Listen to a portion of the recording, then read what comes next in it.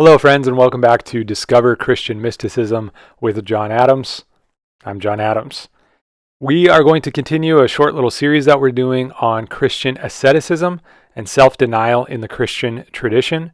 And today we're going to talk a little bit about the history of asceticism and those first early Christians who left everything behind to seek God in the desert. We're going to talk about why they did that and how the purpose of their self-denial and their voluntary poverty can actually direct our spiritual efforts today, even if we aren't the people who are going to leave everything behind and go live a life of celibacy and voluntary poverty in the desert. Thank you for joining us. This is part of a material that I wrote last year, part of a larger material. I'm just sharing this chapter with you today on this topic because I feel like it is very helpful for what we're talking about. If you'd like to contact me, you can send me an email at john@withjohnadams.com. That's John with no H, Jon at withjohnadams.com. So let's talk about Christian asceticism and its origins and its roots. This chapter is called The Desert Laboratory. In the late 3rd century, a wealthy young Egyptian named Anthony sold his family's large estate. He set aside some of the money to provide for his younger sister and gave the rest to the poor. He worked manual labor jobs to support himself and spent several years traveling around Egypt to learn from anyone who had a reputation for holy living. After absorbing all that he could, Anthony bought enough bread to last him 6 months, then hiked out to an abandoned fort in the desert to spend the rest of his life in solitary prayer, meditation, and combat with the devil. The catalyst for Anthony's spiritual adventure was a story about Jesus that Anthony heard shortly after his parents died and left him the family's wealth. "If you wish to be perfect," says Jesus to a rich young man, "go and sell everything you own and come follow me." In the story, the young man cannot bear to part with his riches. He walks away with his head hanging in shame. But Anthony felt the Spirit speaking to him through Jesus' words, calling him, challenging him to accept the invitation that the young man in the story rejected. The first move was to sell his possessions, but the next was to completely align his soul with the person and teachings of Jesus. To do that, Anthony needed time, space, and silence. 300 years after Jesus' own vision quest into the desert, Anthony followed his teacher out into the wilderness to make inner resonance with the Spirit of Christ his life's work. Hungry and alone in a cold cell in his abandoned fort, Anthony fought the inward battles of enlightenment. His struggle was intimate and painful, but as time passed, he learned to flow with Spirit, to transcend the appetites and fears that keep us from participating in God. Every few months, somebody would take bread and supplies to Anthony. They would return to town with stories of a radical transformation. Anthony's character, his spirit, and his life were being progressively stamped with the image of Jesus Christ. A miracle was happening, and the news spread. Anthony's life of discipline became the inspiration for a whole host of other misfits who felt the pull of Spirit.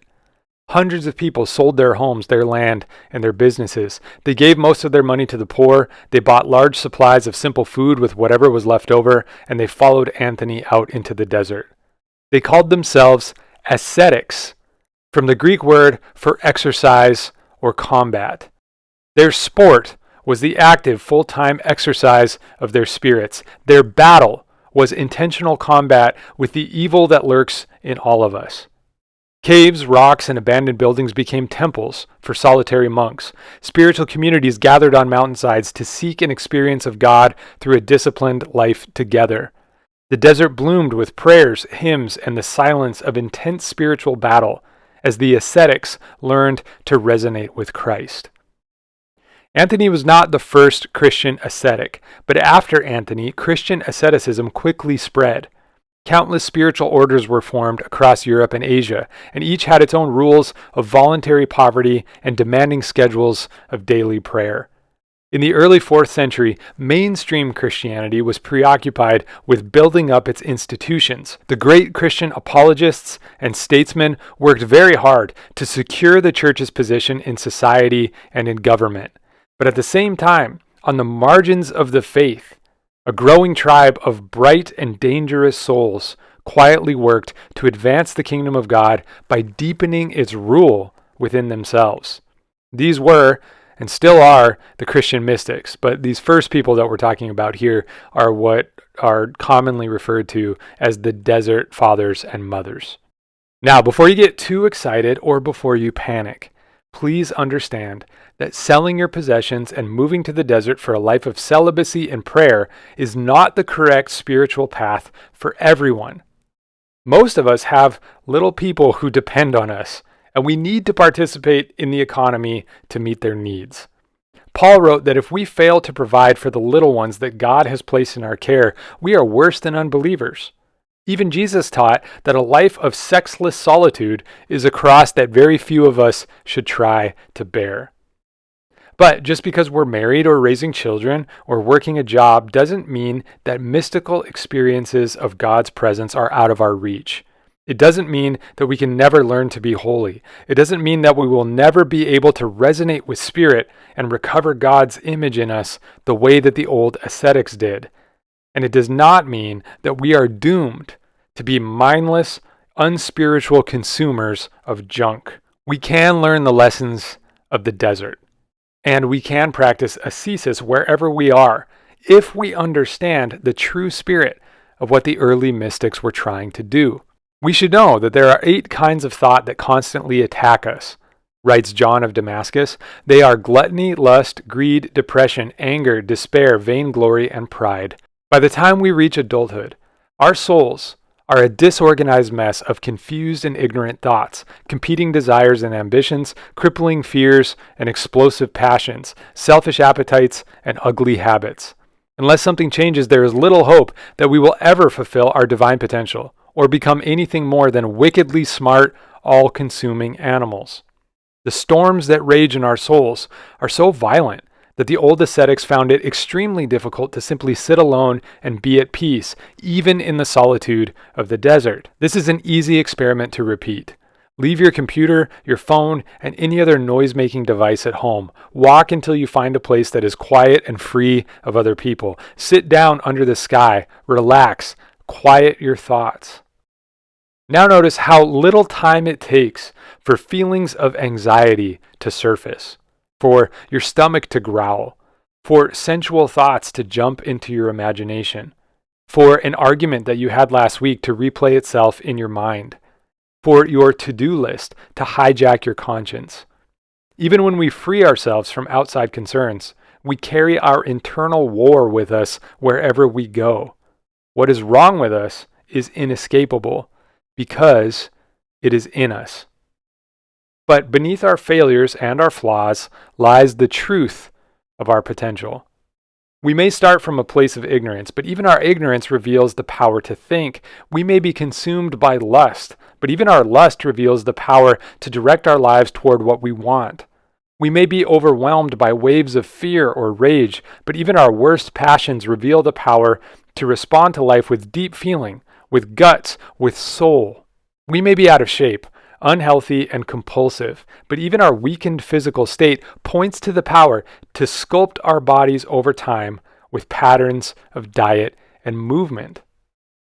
When we misuse the soul's powers, their evil aspects dominate us, writes Maximus the Confessor, but the proper use of these powers produces spiritual knowledge, moral judgment, love, and self-restraint. Nothing created by God is evil in itself. Human beings come with 4 incredible powers: a mind to think, a heart to want, a soul to feel, and a body to act. Jesus taught that if these 4 powers could only be trained and aligned toward the love of God, enlightenment is the natural result. And this is the true purpose of all Christian self-denial, not to punish ourselves for enjoying good things, but to train ourselves to detach from material things enough to elevate our consciousness and encounter God. This is why Anthony went to the desert, not to win some kind of perverse suffering Olympics, but to encounter God, to practice real ascesis right now. We don't have to go to the desert, but we do have to talk about how our attachment to stuff affects our choices, our spirituality, and our impact on others and on the life of the planet. Enlightenment is not far from us, says Anthony of Egypt, now an old man tanned dark by the desert sun. It is not even outside of us. It is within us. And it is easy if only we are willing. I think as long as we keep the true purpose of asceticism in mind, we can avoid the extremes of unrestrained consumerism and unrestrained self-abasement for no purpose. And we can find a way to detach emotionally and spiritually, even from the material things that we need in order to construct our lives as we provide for ourselves and for other people, and elevate our consciousness, elevate our desires, elevate our gaze to the divine. And I think that that's true even if we live in the city and we've got little kids and we're taking them to soccer practice or whatever it is that they do. I don't think there's some great big aesthetical goal to achieve or some perfect sacrifice to make. I think, like Anthony says, it's not far from us. It's not even outside of us. It's within us, and it's easy if only we are willing. You can read about Anthony of Egypt in The Life of Saint Anthony by Athanasius of Alexandria. It's a very old book. It's short, but it's very good. And it gives us a really good perspective on the origins of the early Christian mystical movement. So I'd recommend that book. It's very accessible. And if you're interested in Christian mysticism at all, it's a very good place to start. So thanks for watching, and we'll see you next time when we talk about Christian self-denial and sex, which has been the place where we have absolutely gone astray in every generation. So we'll see you next time until Christ is formed in us.